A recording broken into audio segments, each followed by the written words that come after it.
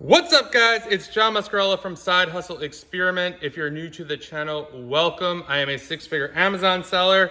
I also sell on eBay. I sell mostly used books and media. So if you're new, thank you for being here. Please like the video, please subscribe. I show you guys how to make more money in your e-commerce business or make money outside of your full-time job.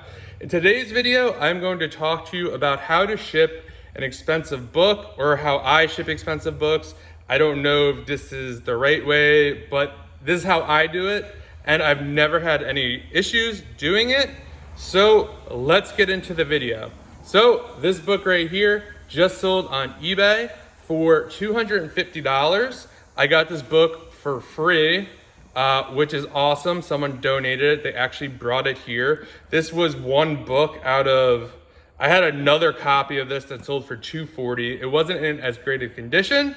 I don't even really know what this book is about, but it's a conspiracy theory book or whatever.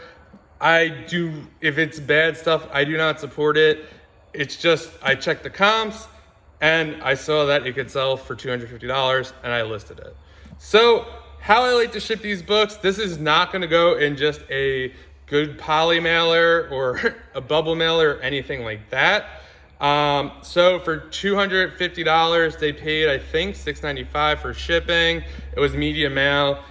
That was actually my bad on that because I probably should have shipped this priority, but it doesn't matter because I would get insurance for it anyway. So I am definitely gonna insure this. Anything over $100, I insure. So yeah, let's get into it. So I found this Amazon box. I always put expensive books in boxes. This one just happened to fit this one nicely. So I have a roll of brown paper here. There's probably a link in the bio for that. So what I like to do is I put brown paper on the bottom. This way the book could sit on top of it and it's not rubbing against the bottom of the box. So it would just kind of sit like that. And then I would rip more, and then I would basically just kind of put it in here, put it around. You want to make sure you get like all the corners there so there's no breathing room for this book to move. So basically, it's basically packed to the top like that. And then how you definitely know it's good is if you shake it, so you hear some stuff. This definitely needs more paper. I like to like stuff it to the brim. This way it cannot move whatsoever.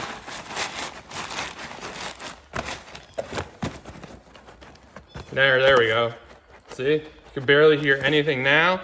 So this is all packed up. All I have to do is tape it up, print the label on eBay and send this off.